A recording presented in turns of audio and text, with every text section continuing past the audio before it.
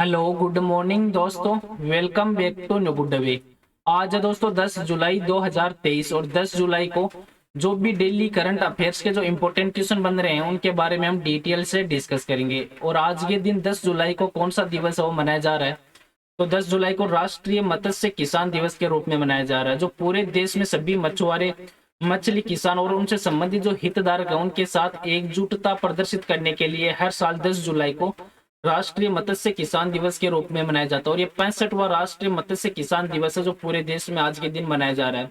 और ये दिवस है, ये प्रोफेसर जो डॉक्टर हीरालाल चौधरी और उनके सहयोगी थे अली कुन्ही, उनके योगदान को मद्देनजर रखते हुए 10 जुलाई को राष्ट्रीय मत्स्य किसान दिवस के रूप में मनाया जाता है। और आज के वीडियो की आपको पीडीएफ चाहिए तो आप हमारे जो टेलीग्राम ग्रुप है वहां से वीडियो की पीडीएफ है वो प्राप्त कर सकते हैं। और लास्ट में आपको क्वेश्चन भी दिया जाएगा जिसका आंसर है वो आपको कमेंट बॉक्स में लिखना है। तो चलिए दोस्तों स्टार्ट करते हैं क्वेश्चन नंबर 1 से। और आज का वीडियो आपको अच्छा लगे तो चैनल को सब्सक्राइब और इसका बेल आइकन है वो जरूर प्रेस करें, ताकि डेली के जो वीडियो अपलोड कर रहा हूं मैं उनका नोटिफिकेशन है वो आपको मिलता रहे। क्वेश्चन नंबर 1 है कि किस राज्य सरकार ने प्रधानमंत्री जन आरोग्य योजना के तहत जो बीमा कवर की राशि है वो उसको दोगुना कर दिया है। तो इस क्वेश्चन का राइट आंसर है ऑप्शन नंबर बी है, गुजरात राज्य सरकार के द्वारा किया गया। जो गुजरात सरकार है इन्होंने प्रधानमंत्री जन आरोग्य योजना के तहत जो भी बीमा कवर की राशि है वो उनको दोगुना कर दिया। अब इस योजना के तहत जो भी लाभार्थी है उनको अब 5 लाख रुपए की राशि की जगह अब इनको 10 लाख रुपए तक का जो बीमा है वो कवर प्रदान किया जाएगा। और ये जो स्कीम है ये 11 जुलाई 2023 से लागू हो चुकी है। अब गुजरात राज्य, तो गुजरात राज्य पश्चिम भारत में स्थित एक राज्य है जिसको आप मैप में देख सकते हैं। और गुजरात के पड़ोस में है राजस्थान, मध्य प्रदेश, महाराष्ट्र और इसके पश्चिम और दक्षिण में है अरब सागर। और गुजरात की एक सीमांत राष्ट्रीय सीमा है जो पाकिस्तान से लगती है। गुजरात के प्रेजेंट मुख्यमंत्री भूपेंद्र भाई पटेल और राज्यपाल आचार्य देवव्रत। और गुजरात में टोटल जिले हैं 33। और गुजरात राज्य का गठन है ये 1 मई 1960 में गुजरात राज्य का गठन है वो हुआ था। और गुजरात की राजधानी है गांधीनगर। अब गुजरात राज्य से संबंधित जो इंपॉर्टेंट बिंदु बनते हैं उन पर एक नजर डाल लेते हैं कि केंद्रीय नमक और समुद्री रसायन अनुसंधान संस्थान है गुजरात राज्य में भावनगर में स्थित है। सिंधु घाटी सभ्यता का सबसे महत्वपूर्ण बंदरगाह है गुजरात में लोथल बंदरगाह है। और गुजरात राज्य की सबसे लंबी नदी है भादर नदी। और फिजिकल रिसर्च लेबोरेटरी है ये भारत के गुजरात राज्य में स्थित है। और गुजरात राज्य की जीवन रेखा नर्मदा नदी को कहा जाता है। गुजरात के जो भुज में भारत का सबसे भयंकर भूकंप है 26 जनवरी 2001 को आया था। और गुजरात राज्य में स्पेस सिस्टम डिजाइन लैब का उद्घाटन किया गया। और भारतीय मंत्रिमंडल ने राज्य में जो सेमीकंडक्टर परीक्षण और पैकेजिंग इकाई स्थापित करने के लिए एक योजना को मंजूरी प्रदान की है। और भारत के पहले स्वदेशी रूप से विकसित जो परमाणु ऊर्जा रिएक्टर है उसका वाणिज्य परिचालन ये गुजरात राज्य में शुरू किया गया है। नेक्स्ट क्वेश्चन है क्वेश्चन नंबर 2 कि कलर्स ऑफ डिवोशन नामक की पुस्तक है ये किसके द्वारा लिखी गई है। तो इस क्वेश्चन का राइट आंसर है ऑप्शन नंबर सी, ये अनीता भरत शाह के द्वारा ये बुक लिखी गई है। जो अनीता भरत शाह है इनके द्वारा जो कलर्स ऑफ डिवोशन नाम की एक नई बुक है वो लिखी गई है। और ये कलर्स ऑफ डिवोशन है इसका उद्देश्य है कि संत और संस्थापक श्री वल्लभाचार्य हैं इनके द्वारा जो निर्धारित जो पुष्टि मार्ग है उनकी एक भारतीय दार्शनिक अवधारणा को संबंध को समझाना है, जिसने उस कला को प्रेरित किया था जो वल्लभ संप्रदाय की धार्मिक प्रथाओं में उपयोग के लिए बनाई गई थी। अब हाल ही में कौन सी बुक वो किसके द्वारा लिखी गई है उन पर भी एक नजर डाल लेते हैं कि शशि शेखर वेम्पति के द्वारा कलेक्टिव स्पिरिट कंक्रीट नामक की पुस्तक लिखी गई है। और अर्थशास्त्री मेघनाथ देसाई इन्होंने the poverty of political economics नामक की पुस्तक, सी रंगराजन के द्वारा forks in the road, my days at RBI and beyond. और जेपी नड्डा ने Modi shaping a global order in flux नामक की पुस्तक लिखी है। लेखिका मानसी गुलाटी इन्होंने मिरेकल ऑफ फेस योगा का विमोचन किया। और शेन वॉटसन के द्वारा जो विनिंग द इनर बैटल नामक की पुस्तक है वो लिखी गई। और मिशेल ओबामा के द्वारा द लाइट वी कैरी और कमिंग इन अनसर्टेन जो टाइम्स नामक की पुस्तक वो लिखी गई। और ब्रिटिश इतिहासकार साइमन सेबक इनके द्वारा जो the world a family history नामक की पुस्तक है वो लिखी गई है। नेक्स्ट क्वेश्चन है क्वेश्चन नंबर 3 कि कौन सा देश है जो आईएमएफ के साथ $3 बिलियन की स्टैंड बाई व्यवस्था पर पहुंच चुका है। तो इस क्वेश्चन का राइट आंसर है ऑप्शन नंबर ए, ये पाकिस्तान देश पहुंच चुका है। जो पाकिस्तान है ये अंतरराष्ट्रीय मुद्रा कोष है आईएमएफ इनके साथ $3 बिलियन अमेरिकी डॉलर की जो स्टैंड बाई व्यवस्था है उस पर कर्मचारी स्तरीय समझौते पर पहुंच गया है। और ये समझौता है जुलाई के मध्य में जो आईएमएफ बोर्ड के द्वारा अनुमोदित हो किया गया। और पाकिस्तान को अस्थायी राहत प्रदान करता है क्योंकि ये गंभीर भुगतान संतुलन संकट और विदेशी मुद्रा भंडार में गिरावट से जूझ रहा हाल ही में। अब पाकिस्तान देश है, तो पाकिस्तान भारत के पश्चिम में स्थित एक देश है, जिसको आप मैप में देख सकते हैं। और पाकिस्तान में दुनिया की जो दूसरी सबसे बड़ी मुस्लिम आबादी है। और पाकिस्तान के जो प्रेजेंट टाइम में प्रधानमंत्री वो है शहबाज शरीफ, और राष्ट्रपति हैं आरिफ अलवी। और पाकिस्तान की राजधानी है कराची, सॉरी पाकिस्तान की राजधानी है इस्लामाबाद, और सबसे बड़ा शहर है कराची का। और यहाँ की मुद्रा है वह रुपया। नेक्स्ट क्वेश्चन है क्वेश्चन नंबर 4 कि भारतीय पुरुष क्रिकेट टीम के मुख्य चयनकर्ता के रूप में किसे नियुक्त किया गया है। तो इस क्वेश्चन का राइट आंसर है ऑप्शन नंबर डी, ये अजीत अगरकर है, इनको नियुक्त किया गया है। जो पूर्व भारतीय तेज गेंदबाज है अजीत अगरकर, इनको भारतीय पुरुष क्रिकेट टीम के मुख्य चयनकर्ता के रूप में नियुक्त किया गया है। और फरवरी में जो चेतन शर्मा के द्वारा जो पद से इस्तीफा देने के बाद शिव सुंदर दास वो अंतरिम मुख्य चयनकर्ता थे। अब और इनको हटाकर अब अजीत अगरकर है, इनको भारतीय पुरुष क्रिकेट टीम के मुख्य चयनकर्ता के रूप में नियुक्त करने की घोषणा वो की है। और जो अजीत अगरकर है ये सन 1999, 2003 और 2007 जो वनडे विश्व कप में भारतीय टीम का हिस्सा वो रह चुके हैं। अब स्पोर्ट्स से संबंधित जो इंपॉर्टेंट बिंदु बनते हैं उन पर भी एक नजर डाल लेते हैं कि एशियन कबड्डी चैंपियनशिप 2023 है, ये फाइनल में ईरान को हराकर भारत ने खिताब जीता। और नीदरलैंड ने पुरुषों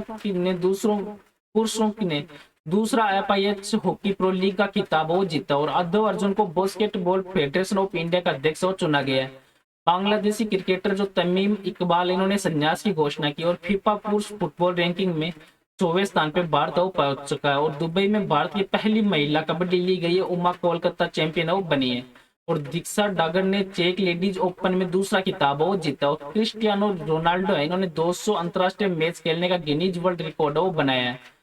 और भवानी देवी एशिया चैंपियनशिप में पदक जीतने वाली पहली भारतीय तलवारबाज बनी है। अब नेक्स्ट क्वेश्चन है क्वेश्चन नंबर 5 कि राष्ट्रीय मछली किसान दिवस है, यह प्रत्येक वर्ष किस दिन मनाया जाता है। तो इस क्वेश्चन का right answer option number B, ये प्रत्येक वर्ष 10 जुलाई को मनाया जाता है। जो पूरे देश में सभी मछुआरों के लिए और संबंध जो भी हितधारक उनको एकजुटता प्रदर्शित करने के लिए है, ये हर साल 10 जुलाई को राष्ट्रीय मछली किसान दिवस के रूप में मनाया जाता है। और इस बार जो 65वां राष्ट्रीय मत्स्य किसान दिवस के रूप में मनाया जा रहा है। और जो राष्ट्रीय मत्स्य विकास बोर्ड, मत्स्य पालन और पशुपालन और डेयरी मंत्रालय, इन्होंने भारत सरकार ने जो राष्ट्रीय मत्स्य विकास बोर्ड है हैदराबाद में जो राष्ट्रीय मत्स्य किसान दिवस है आज के दिन मनाया जा रहा है। अब जुलाई मंथ है, तो जुलाई मंथ में निम्न इंपोर्टेंट दिवस और मनाए जाते हैं, जिन पर एक नजर डाल लेते हैं कि 1 जुलाई 2023 को हाल ही में राष्ट्रीय डॉक्टर दिवस और चार्टेड अकाउंटेंट दिवस है उसके रूप में मनाया गया। और 2 जुलाई को विश्व खेल पत्रकार दिवस और विश्व UFO दिवस के रूप में, 3 जुलाई को अंतरराष्ट्रीय प्लास्टिक बैग मुक्त दिवस और गुरु पूर्णिमा, 6 जुलाई को विश्व जुनोज दिवस और 7 जुलाई को विश्व चॉकलेट दिवस और 10 जुलाई को राष्ट्रीय मछली किसान दिवस के रूप में मनाया गया है। नेक्स्ट क्वेश्चन है क्वेश्चन नंबर 6 कि RBI के आंकड़ों के अनुसार मार्च 2023 के अंत में भारत का कुल विदेशी ऋण है वो कितना है। तो इस क्वेश्चन का राइट आंसर दोस्तों ऑप्शन नंबर सी, ये 624.7 बिलियन अमेरिकी डॉलर है। जो RBI है इनके द्वारा हाल ही में जो आंकड़े जारी किए गए हैं उनके अनुसार भारत के जो विदेशी ऋण में जो मार्च 2023 के अंत में मामूली वृद्धि और देखी गई है, जो 624.7 बिलियन अमेरिकी डॉलर है उस पर पहुंच चुका है। और इस अवधि के दौरान जो ऋण GDP अनुपात में गिरावट वो आई है। और भारतीय रुपया वो येन, ADR और यूरो सहित प्रमुख जो मुद्राओं की तुलना में अमेरिकी डॉलर की मजबूती में मूल्यांकन में लगभग तो 20.6 अरब डॉलर का था। और भारत का विदेशी ऋण है वो पिछले वर्ष की तुलना में अब 5.6 बिलियन अमेरिकी डॉलर पर बढ़ चुका है। और ये मार्च 2022 तक लगभग 619.1 बिलियन अमेरिकी डॉलर है वो था। अब RBI है, तो RBI भारत का केंद्रीय बैंक और भारत के सभी बैंकों का संचालन करता है। और RBI है भारतीय इकोनॉमी को भी कंट्रोल करता है। और RBI का जो हेडक्वार्टर है वह मुंबई महाराष्ट्र में। और RBI के प्रेजेंट टाइम गवर्नर है शक्तिकांत दास। और RBI की स्थापना है ये 1 अप्रैल 1935 को हुई थी RBI की स्थापना। नेक्स्ट क्वेश्चन है क्वेश्चन नंबर 7 कि राष्ट्रीय सिकल सेल एनीमिया उन्मूलन मिशन है वो किस राज्य में शुरू किया गया है। तो इस क्वेश्चन का राइट आंसर है दोस्तों ऑप्शन नंबर बी, ये मध्य प्रदेश राज्य में शुरू किया गया। जो भारत के प्रधानमंत्री हैं नरेंद्र मोदी, इन्होंने मध्य प्रदेश के शहडोल में राष्ट्रीय सिकल सेल एनीमिया उन्मूलन मिशन है उसका शुभारंभ किया है।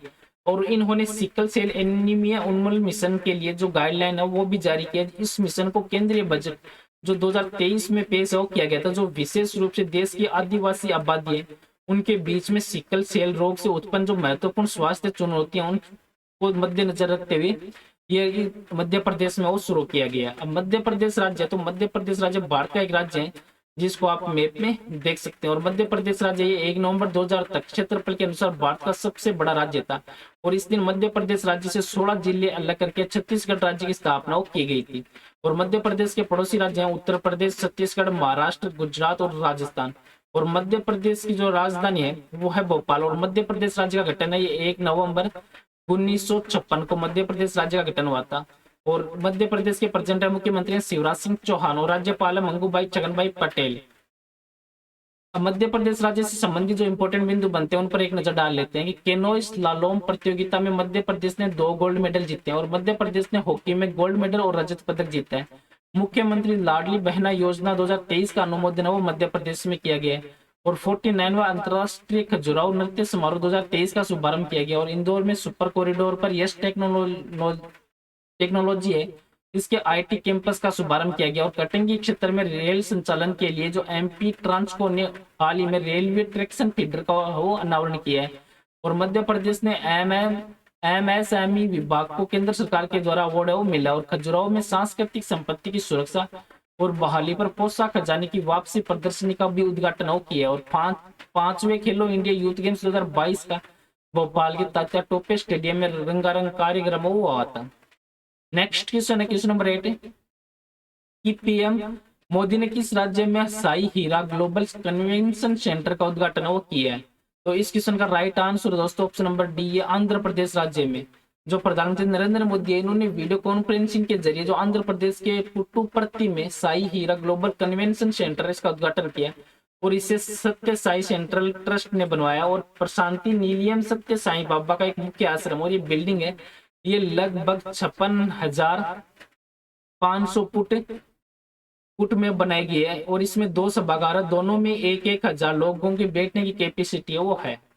अब आंध्र प्रदेश राज्य है, तो आंध्र प्रदेश राज्य ये भारत के दक्षिण पूर्वी तट पर स्थित एक राज्य है जिसको आप मैप में देख सकते हैं। और क्षेत्रफल के अनुसार भारत का 7वां सबसे बड़ा राज्य है आंध्र प्रदेश।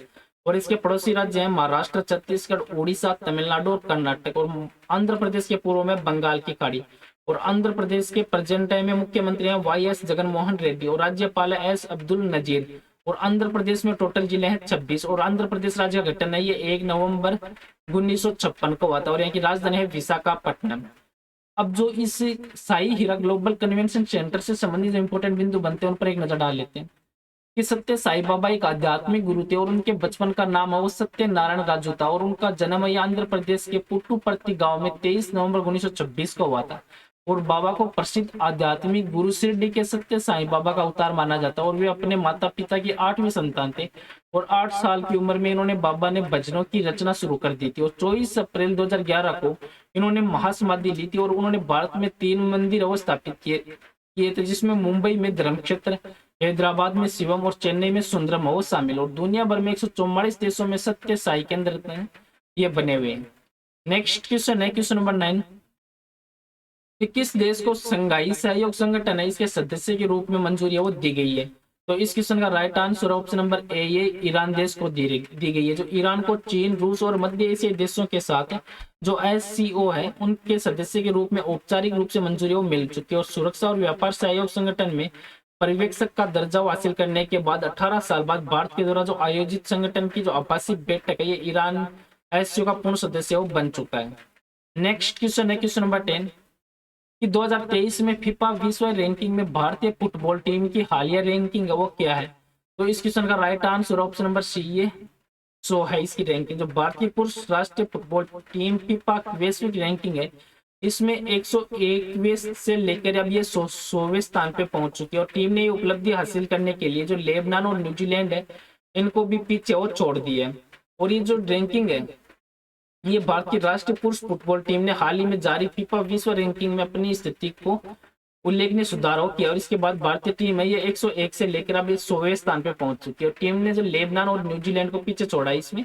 और ये उपलब्धि भारत को एशियाई फुटबॉल परिसंघ में 18वीं जो रैंक वाली टीम है वो बनाई ही है इसमें। और आज का नेक्स्ट और लास्ट क्वेश्चन है जिसका आंसर है वो आपको कमेंट बॉक्स में लिखना है कि किस राज्य सरकार ने प्रधानमंत्री जन आरोग्य योजना के तहत जो बीमा कवर की राशि को दोगुना कर दिया है। तो इस क्वेश्चन का राइट आंसर है वो आपको कमेंट बॉक्स में लिखना है। और पीछे के वीडियो में भी आपको क्वेश्चन दिया था कि विश्व चॉकलेट दिवस है, ये प्रत्येक वर्ष किस दिन मनाया जाता है। तो इस क्वेश्चन का right answer option number A, ये प्रत्येक वर्ष 7 जुलाई को विश्व चॉकलेट दिवस के रूप में मनाया जाता है। चलो दोस्तों, आज का वीडियो है वो यहीं पे समाप्त करता हूँ। वीडियो आपको अच्छा लगे तो चैनल को सब्सक्राइब और वीडियो को शेयर जरूर करें। Thank you all of you.